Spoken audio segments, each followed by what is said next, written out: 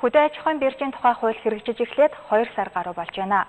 Бирж жинхэнэ утгаараа ажиллаж эхлэхэд эрх зүйн орчноос эхлээд бүтэц зохион байгуулалтын олон ажил хийх ёстой. Одоогоор зохицуулах хороо байгуулагдсан бөгөөд өнөөдөр 2 дахь удаагийн хурлаа хийлээ. Энэ хурлаар биржийн үйл ажиллагааг зохицуулах хэд хэдэн журмыг хэлэлцэх юм.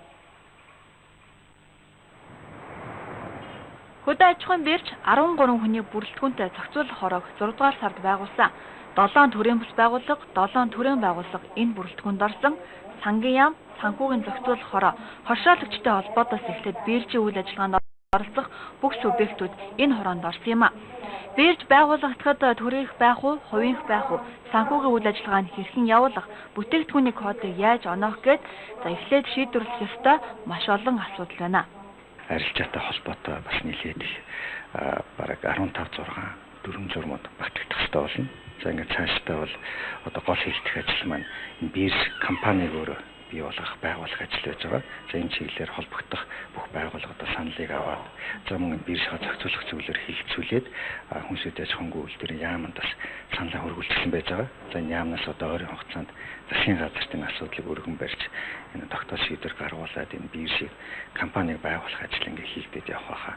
Бирж өөрийн гэсэн байртай бүтэц бүрэлдэхүүнтэй байх ёстой. Одоохондоо байргүй учраас хөдөө аж ахуйн яамны хуучин байранд түр байрлаж байгаа. Малчид нэгдэж хошоолол байгуулна. Тэд брокерийн компаниар дамжуулан биржийн худалдаанд оролцох юм а. Энэ худалдааг нь бирж зохицуулах бөгөөд үр дүнд нь үнийн үндэслэлгүй хөөрөгдөл буурах ёстой гэж харж байгаа. Өөрөөр хэлбэл 50 сая малтай манай улсад махны үн хамгийн өндөр үнэтэй байдаг буруу тогтолцоог халах юм а.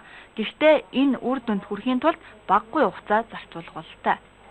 Үндсэндээ бэлтгэл ажлын хувьд гэх юм бол 90% хийгдээд дууссан гэж хэлж болно. Одоо биржээ байгуулад эрх зүйн орчноо бүрдүүлээд ингээд мэдээж бас арилжаа явуулах тодорхой бас байшин байрлал болсон хүчин техник тоног төхөөрөмж програм хангамжийн асуудал хэрэгдэг шүү дээ. Энэ асуудлыг шийдэгдээд ингээд арилжааг аль болох ойрын хугацаанд ингээд эхлүүлэхээр ингээд ажиллаад явж байгаа.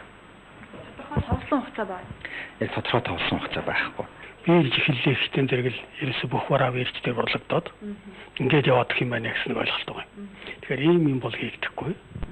Хамгийн эхлээд ямар төрлийн барааг биржээр худалдах вэ гэдгийг бас одоо зохицож байж тодорхой бараануудаас эхэлж биржийн худалдаа явагдана.